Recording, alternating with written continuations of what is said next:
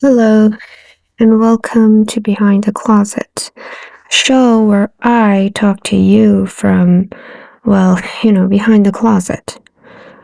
Tonight, I was thinking about friendship in socially isolated people. Because whatever you don't have an image of, you can't basically create. Basically, in order to have something, you first have to have some sort of imagination of it. You can't really, at least in non-physical stuff, accept things without having an imagination of them. That's why you see people who never had love as a child have a really hard time accepting love. People who didn't have a father might have problem with men, etc. And that goes with friendship.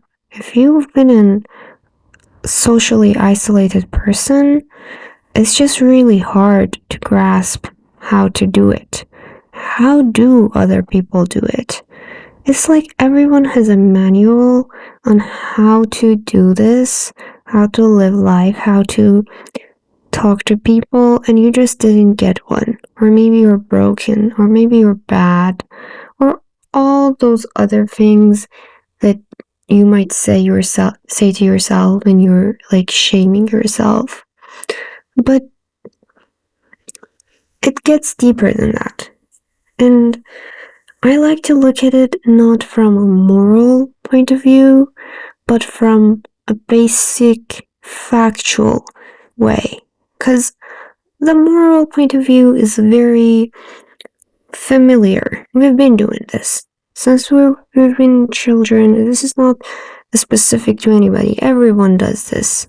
We like to think of ourselves as bad or good, better or worse. We keep comparing to other people.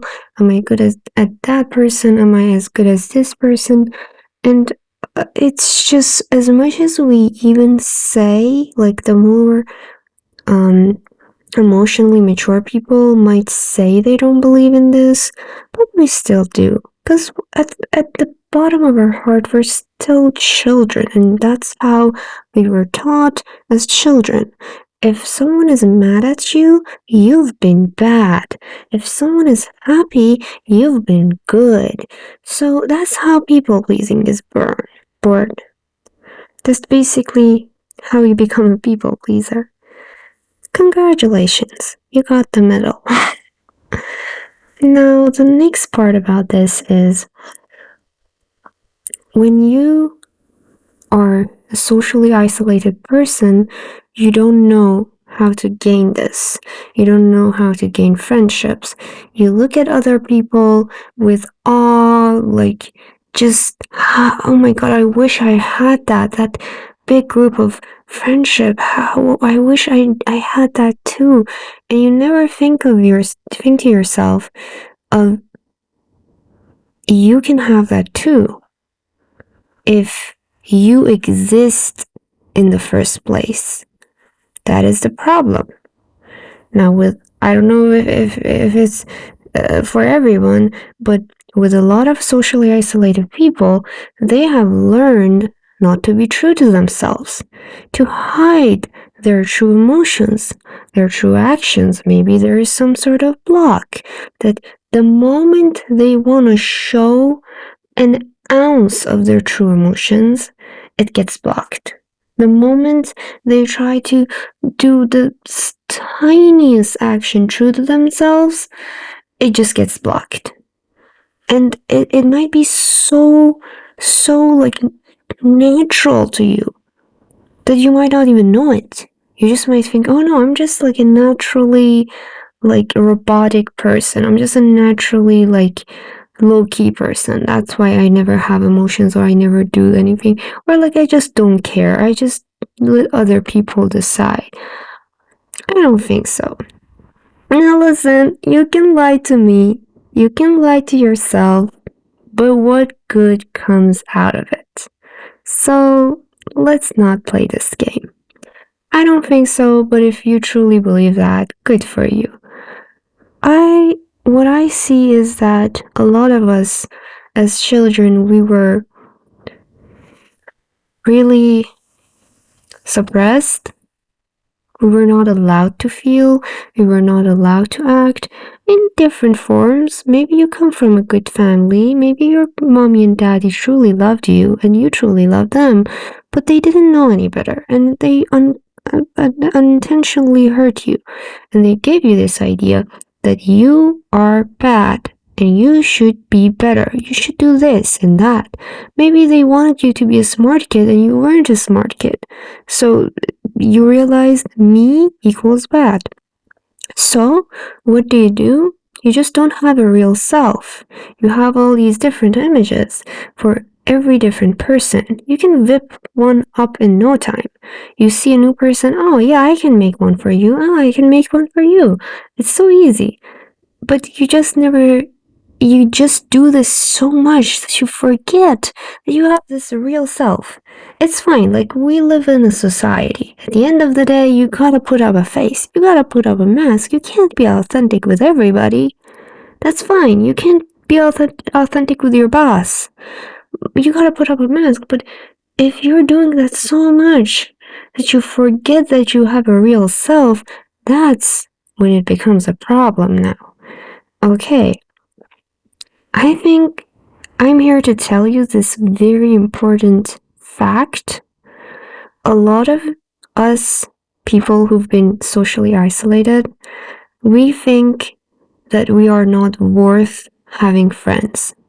Like we're morally bad, we're just not good enough for friendship. So we must do more stuff. We must learn more stuff to be more confident and just more understanding and have better clothes and become prettier and have more and more and more to be deserving of friends. I am here to tell you that even PDF files have friends. That's right. They have group chats where they're all talking together and they're friends together. And I would assume they're very good friends because they do really bad shenanigans for each other. And it's just not them. A lot of murderers, a lot of bad people. They have community. A lot of very terrible people, they have community. So that's not the issue. Them being moral. I know your mind wants to look at it morally. Let's look at it from an organism point of view. Let's just look at it at the cellular level. Cancer cells, they're together. They meet up at a special place and they form a community and they're together because they're alive. They're cells. Just at a organism level, it doesn't matter if you're good or bad. You can find your own community. That's fine. You can just not be. You can just be yourself right now. Just like the thing that you like. Act the way you want to act and feel the way you actually feel, and you will attract your people. That there's no question, no doubt about it. Even as much as like just today, when you go to your work, when you go to college, just start posting the things that you actually want to post, and people will be attracted to you. People like-minded to you will start liking your posts. So what happens that you don't is the moral thing. When I gave you the example of the PDF file, you say, well, I'm not a PDF file. I don't want to attract bad people. I don't want to. You want to be good. You want to be better. You try to be better and you try to fix yourself. The problem is the definition of better for you is not yourself. Anything but me. Anything but me is a definition of better. Don't look at me like it's not true, because I know it is. Because I know you wear a pair of pants and you hate it on yourself and you think you look so ugly, and anyone else wears it and it looks good on them. So don't tell me that's not true. I don't believe it. It is true. The definition of better is not me. Anything but me. Because me is bad. So that's why you don't have any friends. Because you don't want to be friends with the people who actually want to be your friend. Your whole brain has made a construct where you are worse. Why? Because you are bad. And the people you actually want to be friends with are the people who are not a match to you. Because if they were actually into the movies that you're into, if they actually like the things that you like, and were aligned with your actual beliefs, they would be bad too. You would look at them and be like, oh my god, they're lame. They're terrible. They're so lame. I don't like them. Because you don't like yourself, your true self. It's just as easy as that. Let's say your real personality is personality A, and your personality that you want to make is personality B. So when you go into the public between people of personality A and personality B, you keep trying to appease to type B. And you keep distancing yourself from type A. You are the one who's choosing to not have any friends. You are the one who is denying yourself of that connection. I mean, it sounds familiar, doesn't it? Because when you look, you can see that you are exactly the type of friend who would make self-deprecating jokes. You are the type of friends who would keep putting themselves in situations that doesn't make them very respectable. It's easy for you to put yourself down, to make yourself less threatening, to make yourself, put yourself out of the pedestal, down from the pedestal. Even when someone comes out that likes you, they're like, oh my god, you're so cool, I really like you. You're like, look at this lame person. They're so lame, look at them, they're so lame. You don't like the feeling of attention. You don't like the feeling of being approved. Because being approved means that that person is actually a psycho. They're just as disgusting as you are. Because if I'm disgusting, how disgusting are you to like me?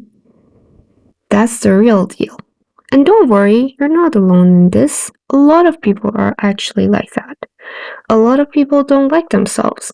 I mean, some of them are more popular and have more friends because they just have a more complex system of trauma and garbage in their head, so that even though they hate themselves, they still expect people to love them, which is a very complex thing. But yeah, a lot of them become narcissists. They hate themselves, but they play games for people to love them.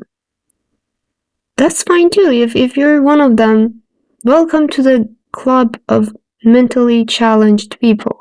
It's fine. We all have trauma. We all have our issues. We're not here to judge. What we are here to do, however, is to get to the root of the problem. You're not socially isolated because you're bad and you need to be better. You're socially isolated because you're choosing not to be yourself right this second. It's such an easy choice, by the way. It's your nature to be yourself. Anything else was installed upon you. It had to be brainwashed into you by power, by sources, by trauma, by many things. It had to be installed on you to delete your true self. Your true self is always there and it's always trying to get out. So every moment that is not, it is a conscious effort from you to shut it down. I mean, it might not be conscious, but it is an effort. It is an effort to shut it down and put it down. And it is an effort that you're doing. That's why your actions don't seem so effortless.